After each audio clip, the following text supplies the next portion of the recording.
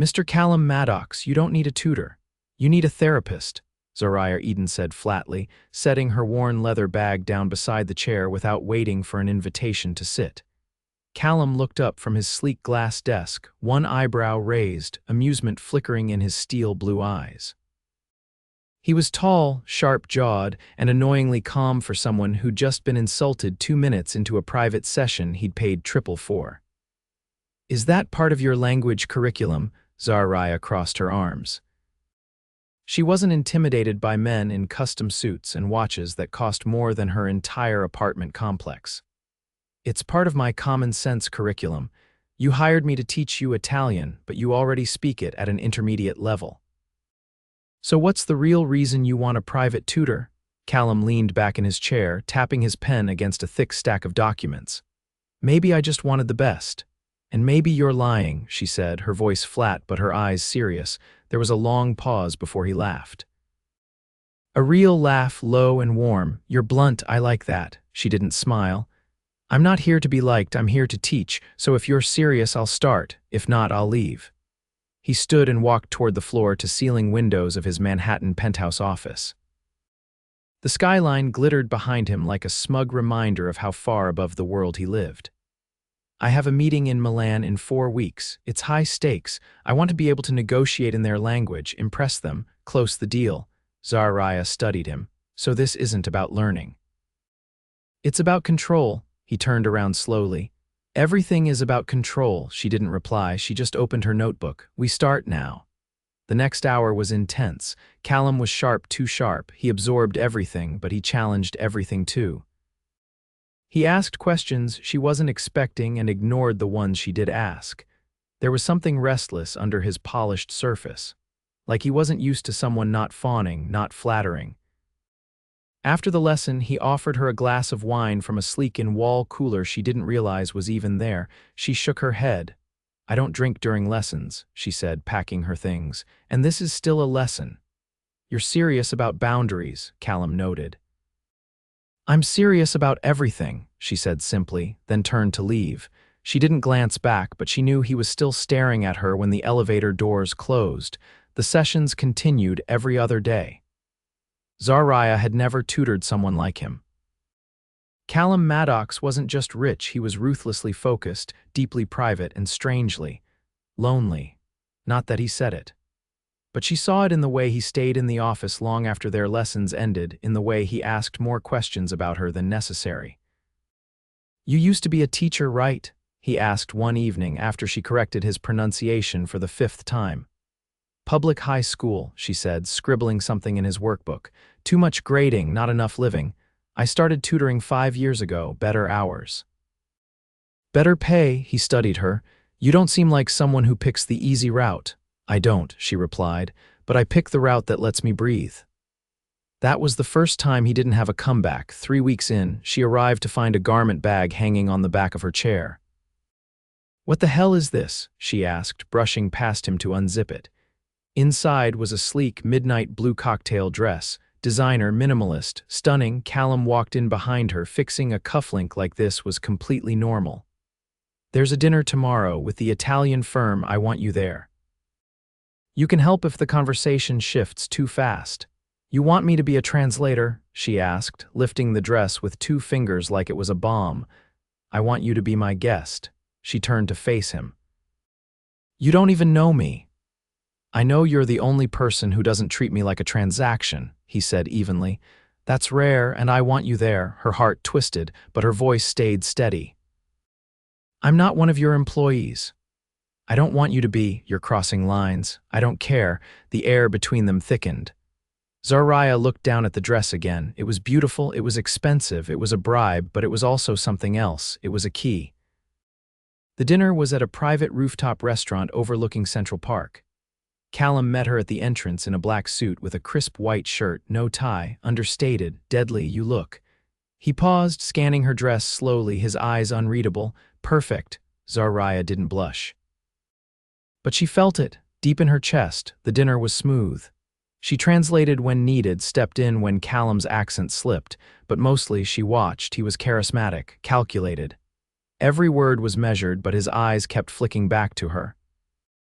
As if she was the only thing in the room he wasn't trying to control. After dessert, as the clients toasted with espresso and limoncello, Callum leaned toward her, his voice low and meant only for her. "Thank you." She looked up. "For what?" "For making this easier, for being here, for being." Zariah wasn't used to softness from him. It unsettled her more than his intensity ever had. "I should go," she said quietly. He didn't stop her. But as the elevator doors closed again, she saw the way his jaw tightened. The next morning, there was a knock at her apartment door. Not a call, not a text. A knock. Zariah opened it, startled. Callum stood there in a dark coat, holding a white box with a navy ribbon. "I came to return something," he said, holding the box out. She looked at it, confused. "I didn't leave anything." "You left a piece of yourself last night," he said simply, "and I couldn't stop thinking about it." Inside the box was a pair of earrings. Sapphire studs, elegant, unnecessary, beautiful. "I can't accept these," she whispered. "You already did," he said, "by showing up. By helping me, by making me feel something I haven't felt in years." Her heart was pounding. "You don't mean that," she said, shaken. "I do," he said, stepping closer. "Zariah, I didn't expect this. You walked in and everything changed. I hired a tutor. And I found the one thing I wasn't looking for." She stared at him, and for the first time in years, Zariah didn't know what to say. Zariah didn't invite him in. She couldn't. Her apartment was neat but modest, a third-floor walk-up in Harlem with creaky floors and chipped paint near the windows. Callum didn't belong in that world. He belonged to one where doormen knew your name and elevators didn't groan with age. Still, he stood there, hands in the pockets of a dark wool coat, entirely out of place, and yet unshakably certain. "I'm not for sale," she said finally, her fingers tightening around the white box he'd handed her. "I'm not trying to buy you." His voice was steady but lower than usual, almost careful. "I know what I feel and I don't expect anything from you. I just needed you to know." She didn't respond. Not because she didn't want to, but because she didn't know how to. Callum took a slow step back. "I'll see you Monday. If you're still willing to teach me." She closed the door once he was gone and leaned against it, the earrings still in her hand, like they were evidence of a crime she hadn't yet committed. When Monday came, she showed up to his office as usual, but this time the air between them had changed. Not tense, fraught, like something unspoken was waiting to be said again. He didn't mention the earrings. She didn't wear them. They dove into grammar drills, but his attention kept drifting. Not in a restless way, more like he was watching her with new eyes. Noticing things he hadn't let himself notice before. "Do you always keep your personal life this locked down?" she asked halfway through the session, setting her pen down. Callum looked up from the workbook. "You think I'm locked down? I think you wear armor so well you've forgotten you're still inside it." He gave a short exhale, not quite a laugh. "That's rich, coming from someone who won't even let me see where she lives." She stared at him. "That's different, is it?" "Yes," she said, sharper than she meant to. "Because you have the luxury of being careless, I don't." His expression shifted, not hurt, not offended, just still. "You think I don't know how to be careful?" he asked. "You don't know how to be careful with people. I'm trying to be careful with you."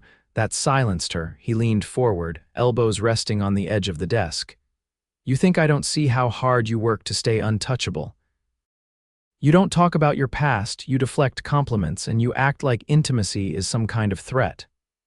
"Because it is," she said, her voice barely above a whisper. They didn't speak for the rest of the session, but she didn't leave early. The next time she arrived, the office was empty.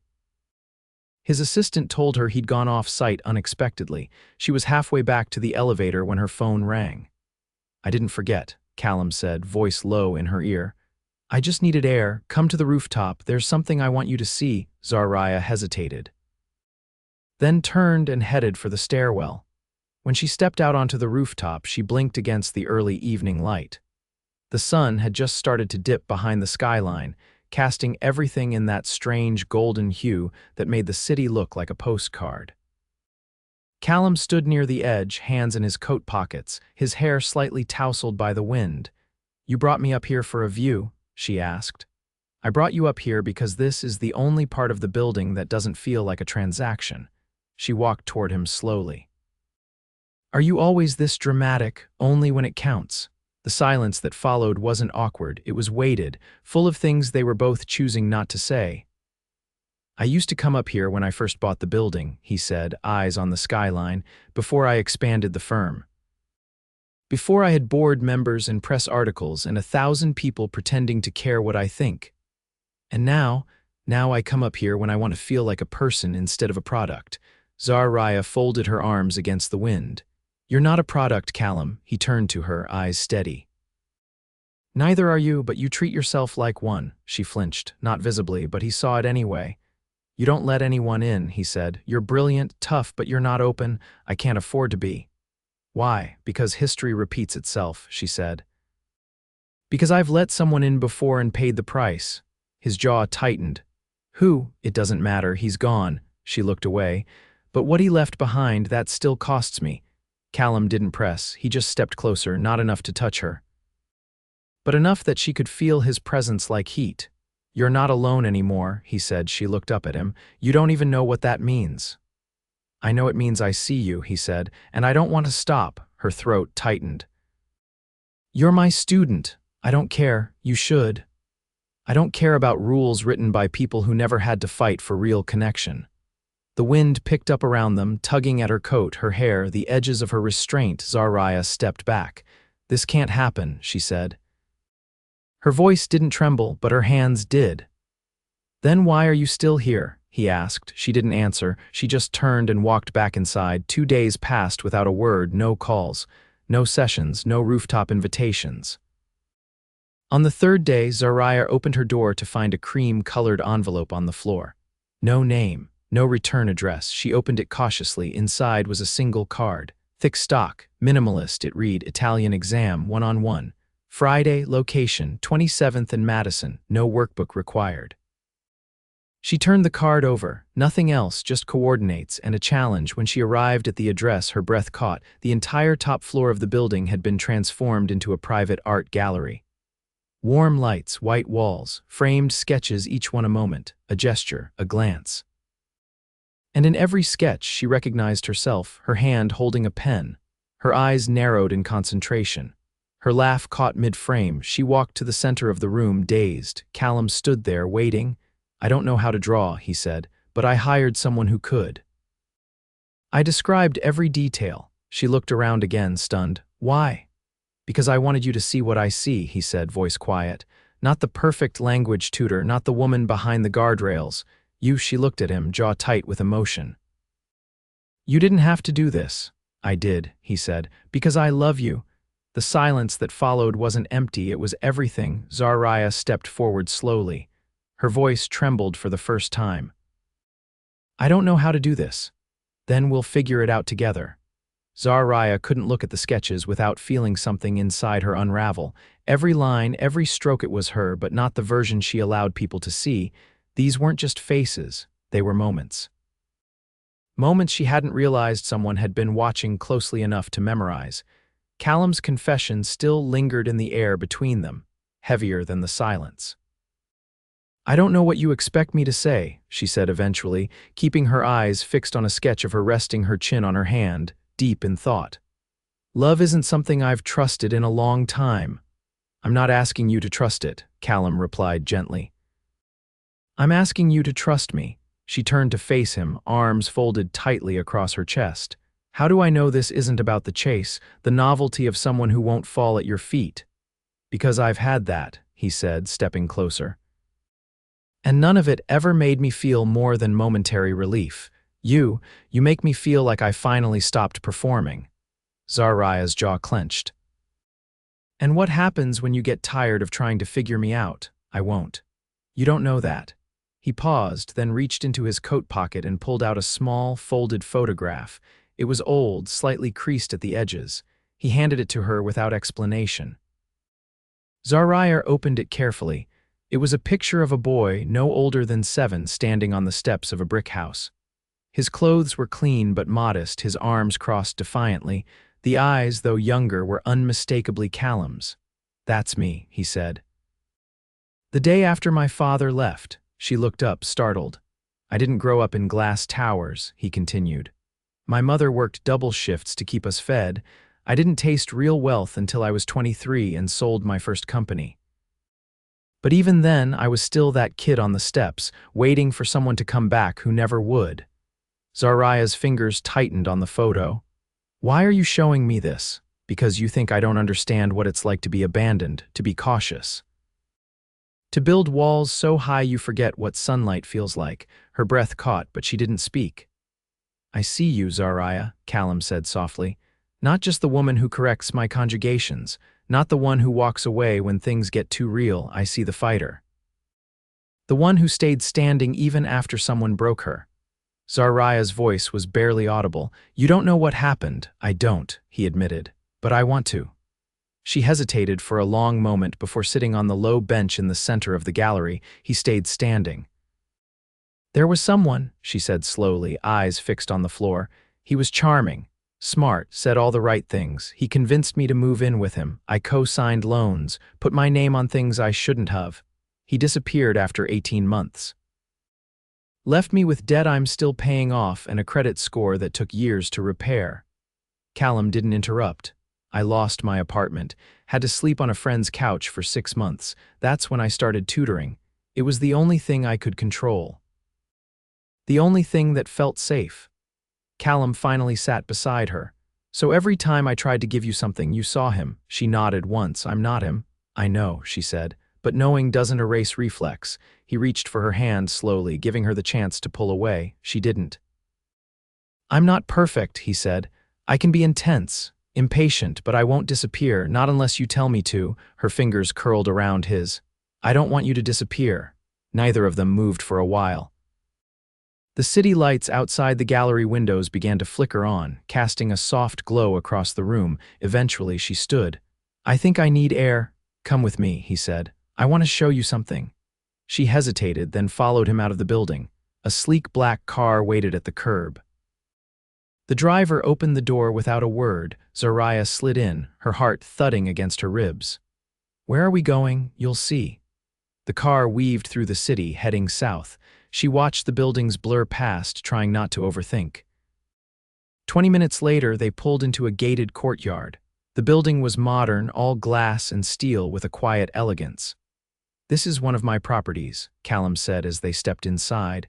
I don't live here, not yet. She followed him into the elevator. It opened directly into a penthouse.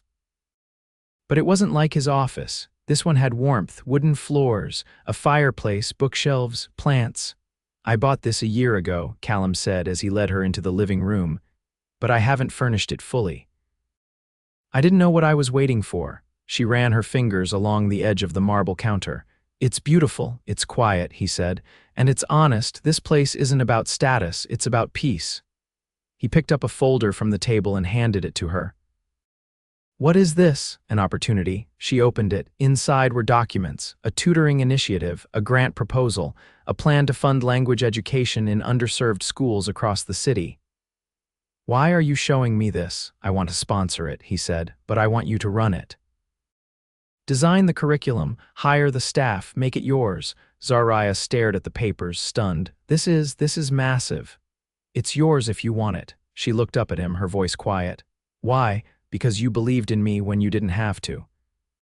And I want to build something that means more than another acquisition. Zariah closed the folder. And what if I say yes? Then we build it together. And us, Callum stepped forward. That's your decision. I'm here. I'm not going anywhere. Zariah exhaled.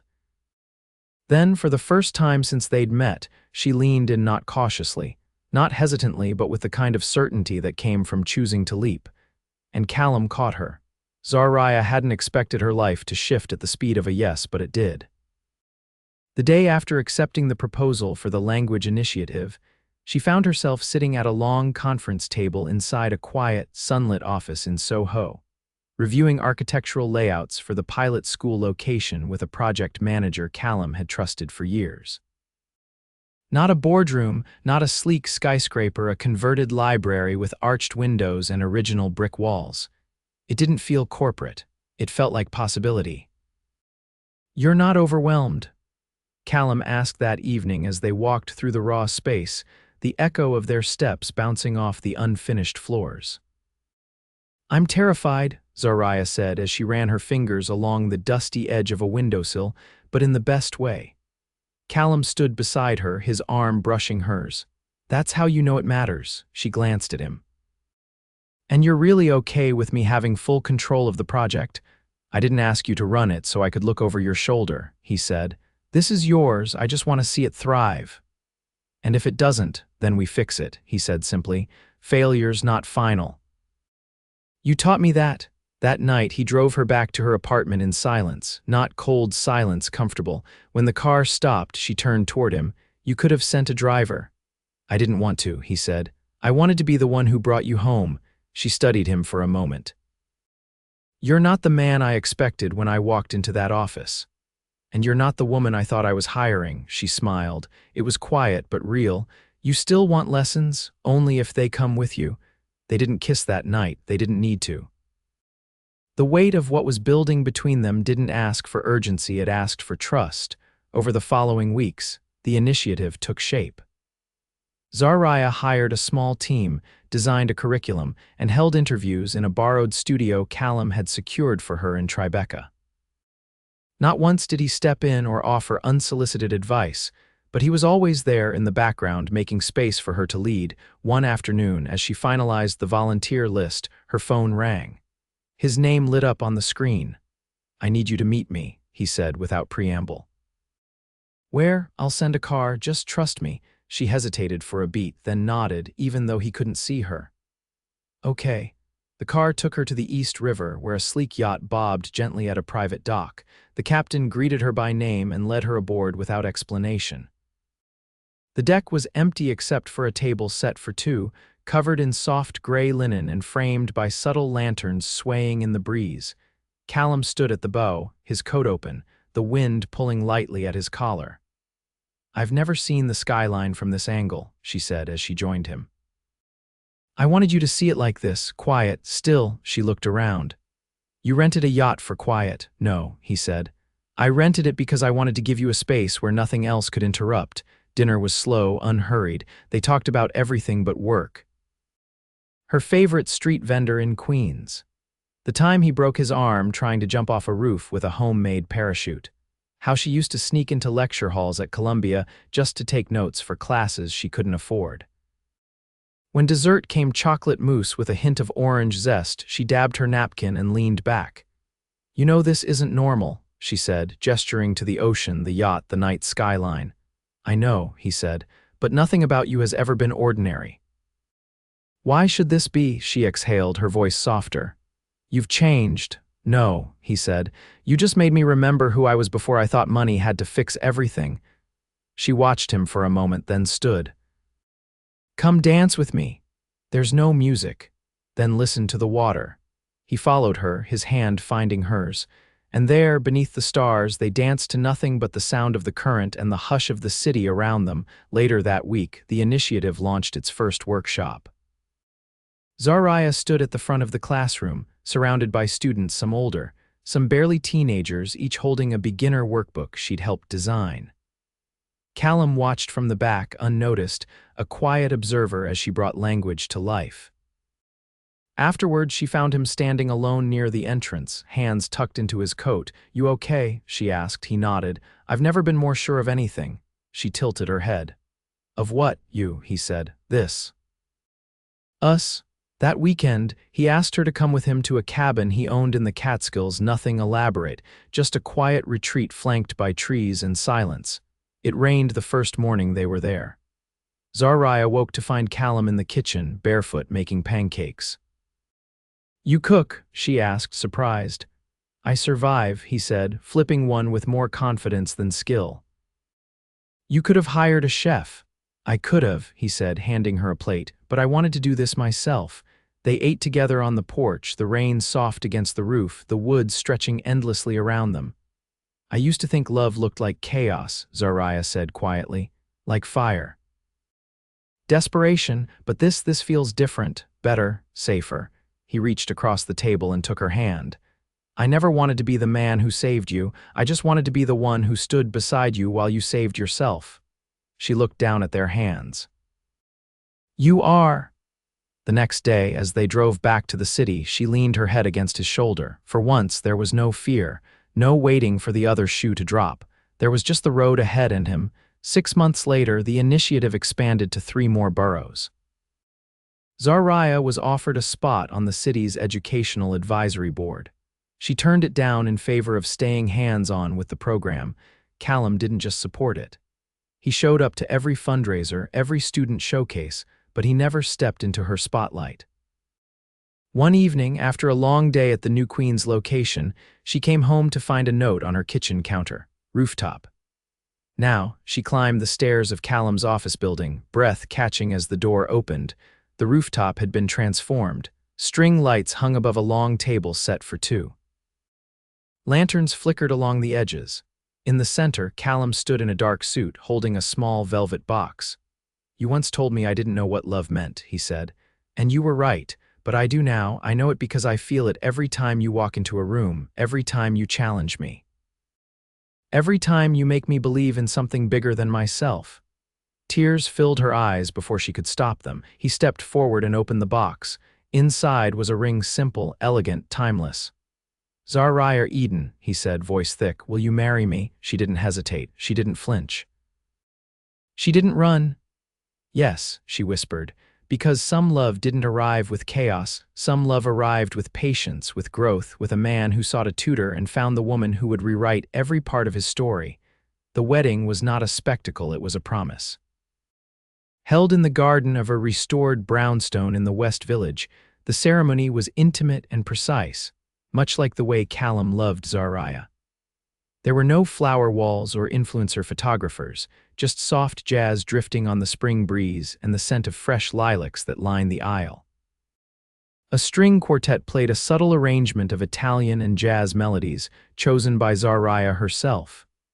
Each guest was handpicked, not for their social status, but because they'd stood beside them when it counted. Callum wore a charcoal suit, no tie. Zariah chose a gown without lace or embellishment, just clean lines and silk that moved like water when she walked. Her sister held her bouquet, and her voice didn't shake as she said her vows. "You didn't rescue me," she told him. "You saw me." And that changed everything. Callum's voice was low, certain. "You didn't just walk into my life, you rebuilt it." They exchanged rings beneath a canopy of wisteria, and when his lips met hers, it wasn't fireworks, it was grounding. It was home. Afterward, they didn't take a honeymoon to Tahiti or Capri. They boarded a train to the Hudson Valley, stayed in a quiet inn where no one knew their names, and spent the week wandering antique bookstores and sharing coffee in hidden cafes. Zariah wrote in the mornings, building a guide for first-generation college students, and Callum answered only the urgent calls, delegating everything else without guilt for the first time. One afternoon, as they sat by the riverbank, watching the water curl around smooth stones, Callum looked over at her, his arm draped casually across the back of the bench. "What would you say if we split time between here and the city?" She turned her head, curious. "You mean like a weekend house?" "No," he said. "I mean living, a real balance, the city when we need its pulse and this when we need quiet." She considered it for a long moment. "I'd say yes, as long as there's a bookstore nearby. There's one 3 blocks south." "I checked yesterday." "I should have known," she said, nudging his shoulder. They stayed until the sun dipped below the trees. Back in Manhattan, the language initiative continued to grow.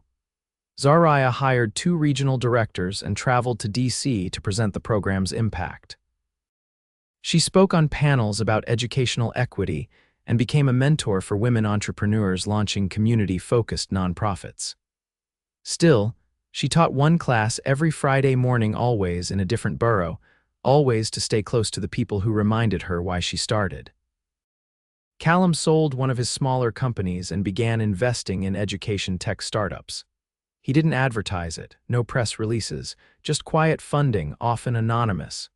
He spent more time at home cooking, reading books she recommended, learning to be still. One evening in late autumn, they hosted a dinner on the rooftop where it all began. Not a gala, just 20 people who had helped them build something lasting. Zariah wore a deep green dress, her hair swept up at the nape, and Callum watched her from across the table like he still couldn't believe she was real. When the guests had gone and the string lights above them flickered like falling stars, he pulled her into his arms. "This is the best version of my life," he said quietly. She leaned into him. "I know, I live in it too." In December, they adopted a brindle mutt named Leo from a shelter in Brooklyn. Leo was stubborn, overly affectionate, and terrified of elevators. Callum carried him up the stairs without complaint. Their Sunday mornings became ritual bagels, the crossword, and Leo curled up between them like he belonged there all along. When spring came again, they planted a small herb garden on the balcony of their new home, a restored townhouse in Harlem, not far from where Zariah used to live. She chose the neighborhood. He chose the house. Together, they made it theirs. The walls were lined with books and soft light, and the kitchen always smelled like cinnamon or fresh basil or something in between. There were no locked doors, no secrets.